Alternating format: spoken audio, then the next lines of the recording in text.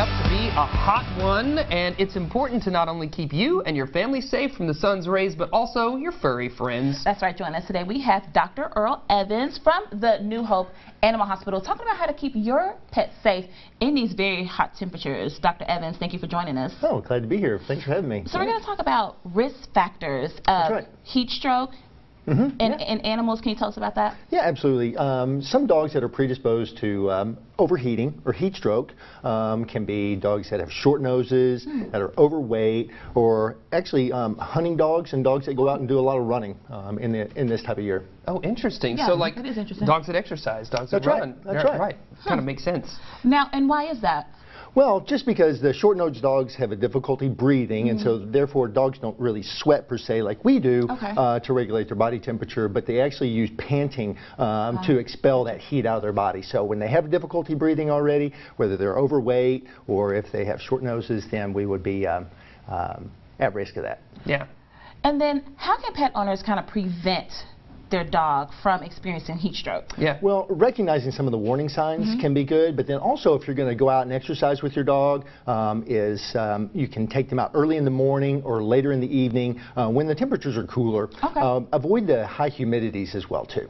That makes a lot of sense because, you know, trying to identify those good times, because usually around 11 to noon, if it's going to be really hot today, that's kind of like the peak time that we've seen for it to be really hot. Yeah, can be. So are you saying early in the morning and later in the afternoon? That's right, like sunrise, sunsets. Okay. Yeah, absolutely. Now, what if your pet develops heat stroke? Yeah. What happens then? Well, what you're going to overheat. Yeah, some of the things that you're going to want to do is get them into a cool spot, whether it be in the shade or if you can take them in house, or if you got a kiddie pool outside, if you got kids in the backyard, let them get in there and cool off. You can take wet towels and put them in their armpits, put them on their bellies, and just kind of get the dogs wet.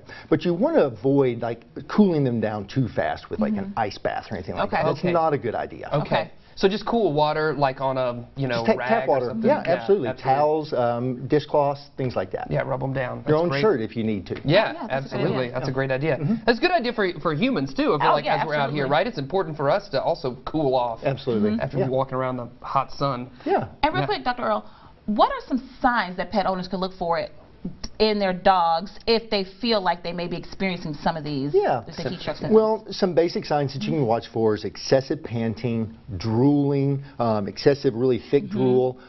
They can have vomiting, diarrhea.